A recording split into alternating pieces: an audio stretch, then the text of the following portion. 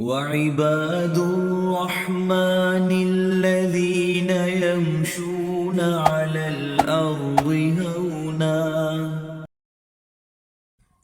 بسم اللہ الرحمن الرحیم۔ محترم سامعین، 4 لفظ ہیں۔ نمبر 1 لفظ اللہ، نمبر 2 لفظ خدا، نمبر 3 لفظ اللہ، نمبر 4 لفظ الہ۔ یعنی لفظ اللہ دونوں طرف ہوگا، ایک طرف اس کے ساتھ خدا کا لفظ ہوگا، دوسری طرف اس کے ساتھ الہ کا لفظ ہوگا۔ آئیے دیکھتے ہیں کہ ان میں فرق کیا ہے۔ بظاہر تو ہمیں یہی معلوم ہوتا ہے کہ یہ اللہ تعالیٰ کے لیے یہ چاروں الفاظ بولے جاتے ہیں، لیکن حقیقت کے اعتبار سے، استعمال کے اعتبار سے، لغوی اعتبار سے ان میں معمولی سا فرق ضرور ہے۔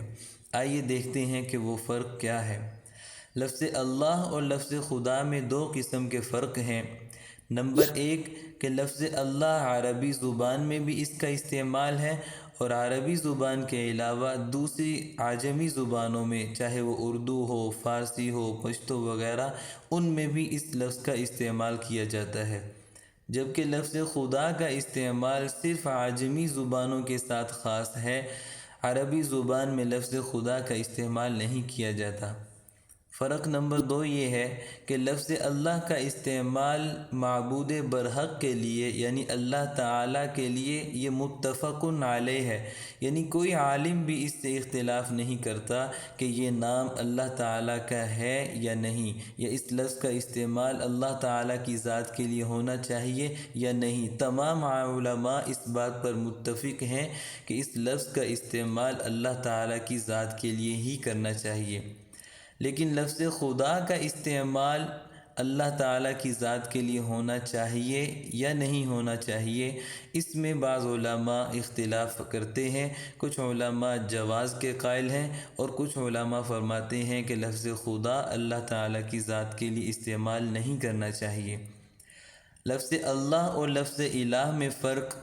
علامہ سعد الدین تفتازانی رحمہ اللہ فرماتے ہیں کہ لفظ اللہ اللہ تعالیٰ کی ذات کا خاص نام ہے، یعنی اللہ تعالیٰ کی ذات کے علاوہ یہ نام کسی اور کے لیے نہیں بولا جا سکتا۔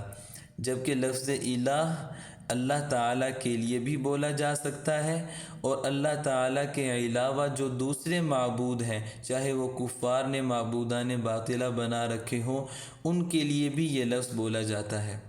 علامہ شیخ رضی کا مسلک یہ ہے کہ لفظ اللہ اور الہ دونوں ہی یہ اللہ تعالیٰ کی ذات کے خاص نام ہیں۔